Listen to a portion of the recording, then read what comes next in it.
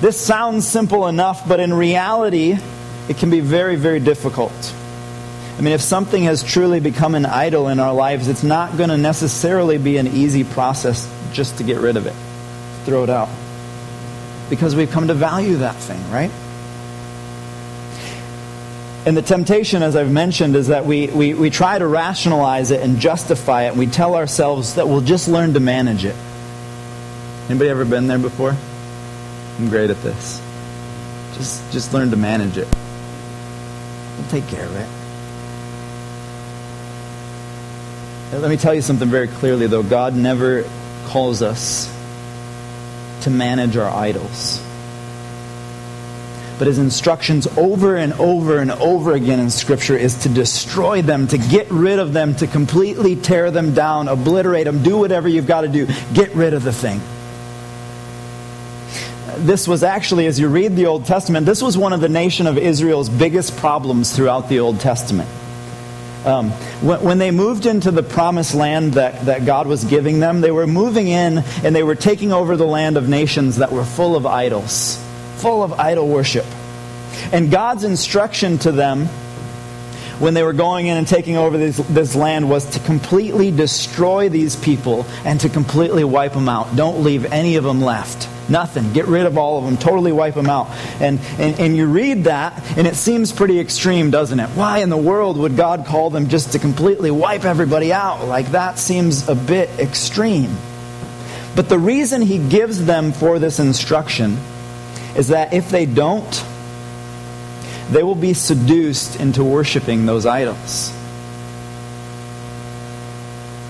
And what's interesting is that's exactly what you see happen with the nation of Israel. They don't heed God's instruction and completely wipe out these nations. And over and over and over again, you just read book after book in the Old Testament. It's like this roller coaster of like they serve God, they bow down to Him, they do great things, and then all of a sudden they're seduced and they start worshiping these idols and they totally fall away from God, and then there's consequences that come with that. And they end up in the midst of these consequences, horrible things start happening to them, and they eventually realize, oh man, we screwed up, and they fall down and they repent, and over again this cycle. But it's all because they didn't heed God's instructions to totally destroy and wipe out these people, and they were seduced over and over again into worshiping these idols. They said to themselves, oh, we'll just manage that. In fact, they had good reason. We'll keep some of these people and make them our slaves. We've got free workforce now, right? Makes sense. Let's keep it around. It might be a good thing to have.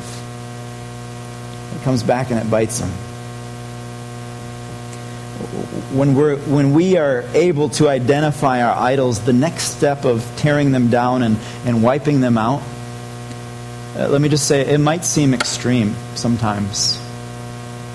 But the truth is, if we don't, if we merely try to manage our idols, it will come back to bite us, I promise you. It will come back to bite you every single time. And we will continue to be seduced into worshiping these things. The truth is, as valuable as those things may seem, in the end, it's not worth it. It's not worth it. To have those things stand between you and God, the thing that matters most, it's not worth it. And I don't know what that looks like for you, but I'll give you a recent example for us.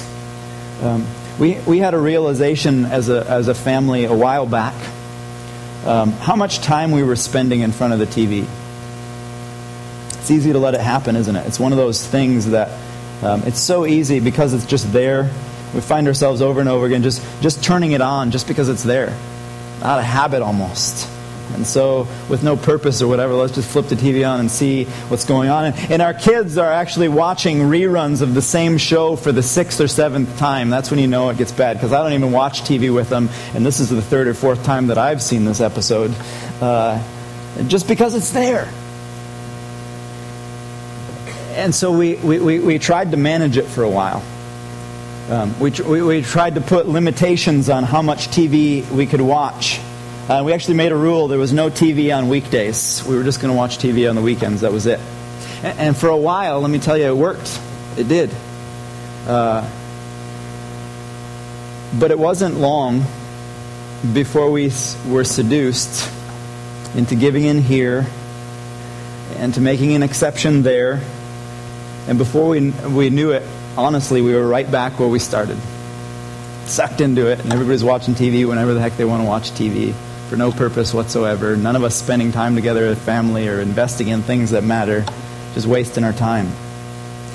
And so we finally made a decision a couple weeks ago to get rid of it, and we completely shut the cable off. It was kind of interesting because when I called to cancel our cable, the lady said, "Well, we've got this package for like $19 a month where you can just get the basic channels, so you can at least still watch the news and stuff."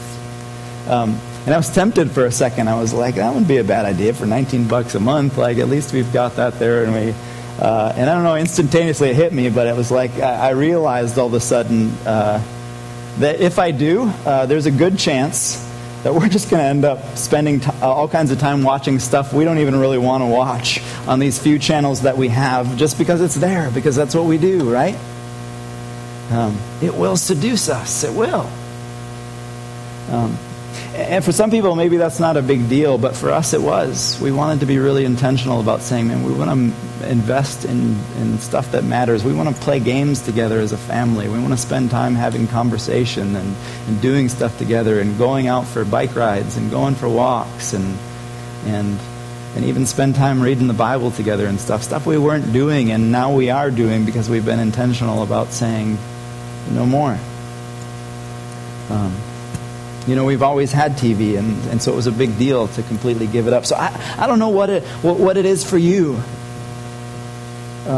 I know people who were so wrapped up in the whole social media scene that's going on right now, and they had this realization, like just how much time they were actually spending on Facebook, and so they completely deleted their Facebook and Twitter accounts. Just said, forget it, I'm done. I'm not doing it anymore. Maybe that's no big deal to some of you who don't spend a lot of time on Facebook, but to some people you're like, what? Delete my Facebook account? The world would come to an end. I'd be so disconnected. It was funny, I was reading yesterday, this is a total side note, but I was reading yesterday, and you guys familiar with Instagram? Facebook's bought it out now, but basically it's a social media where you can take pictures and share pictures instantaneously sort of thing. The new hot thing, Instagram. Well, Instagram went down yesterday. So everybody's in the uproar. What do we do? Like, Instagram's not working anymore. But it was funny. I read this tweet from this guy who said, so if Instagram goes down and an entire day goes by where you can't document with pictures what's happening in your life, did that day really exist?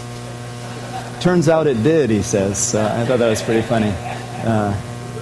But sometimes we can get so caught up in those things, can't we? It's like, man, our whole world revolves around sharing. This same guy actually did a great talk one time. He was talking about how we've all become, with social media, we've become our own reality TV stars is really what we've done. And instead of living our lives and investing in what matters most, we've become documenters of our lives. And he shared some really powerful stories because he uses social media a lot in his line of work. But he shared some powerful stories about his kids throwing a fit because they didn't want him taking pictures of stuff they were doing. And he asked him why, and he said, because I don't want you sharing this moment with a whole bunch of people that I don't know. This realization of how much time am I trying to put my life on display for everybody and create my own reality TV show? Or am I actually living my life and investing in these moments and being fully present? I heard the story of one family who realized that they weren't going to church on Sunday mornings on a lot of occasions because they were always going to their lake house. So you know what they did? They actually sold their lake house. Seems extreme, right? Wait, what? It wasn't worth it.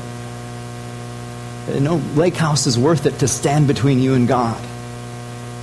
I heard the story of a kid who was so wrapped up in internet pornography and just couldn't get a grasp on this thing and couldn't get past it.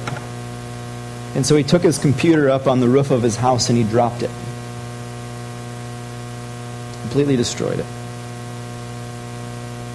Seems extreme, right? It wasn't worth it.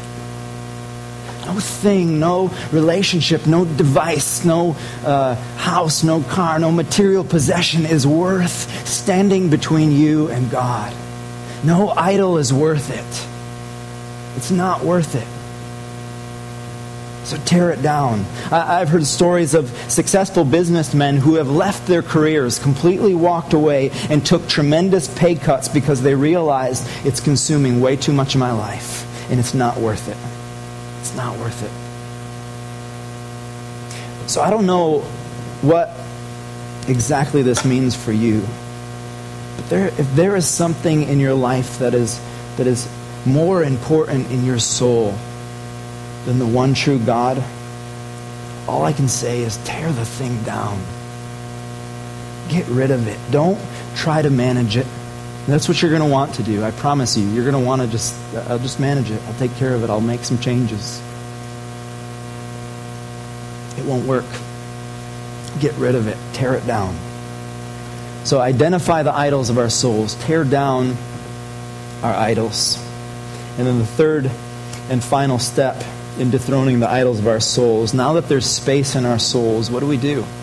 Now that we've gotten rid of these things, what do we do? The third thing, we fill our souls with God.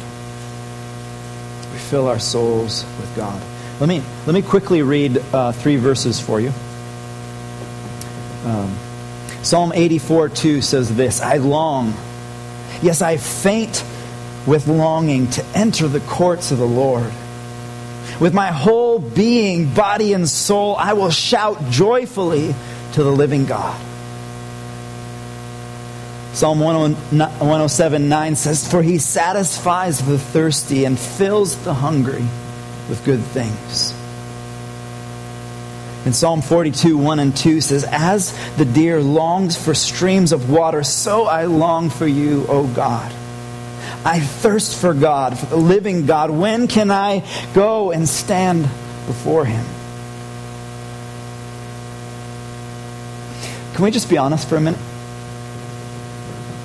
The language we read in those verses, most of us, we don't use that language for God, do we? Most people don't say, my soul longs for God. It faints for God. It hungers for God. When do we use that kind of language?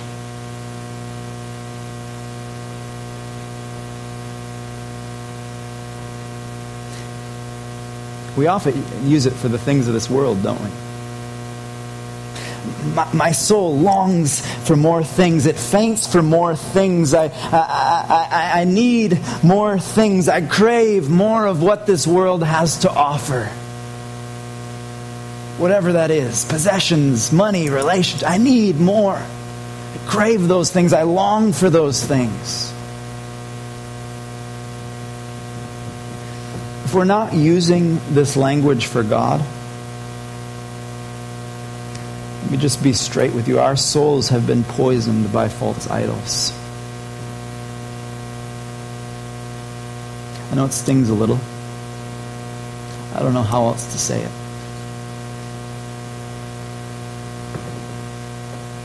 See, our soul should cry out for the living God because He is the only one who truly satisfies.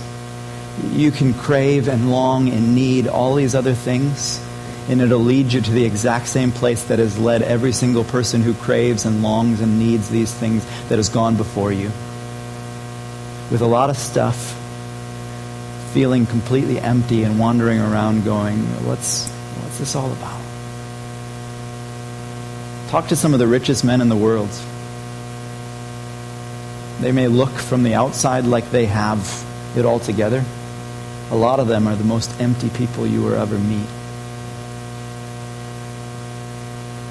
Because they realize, man, I gave my life longing for things that didn't matter. Let me end with a quick story, if I can. Sum this all up.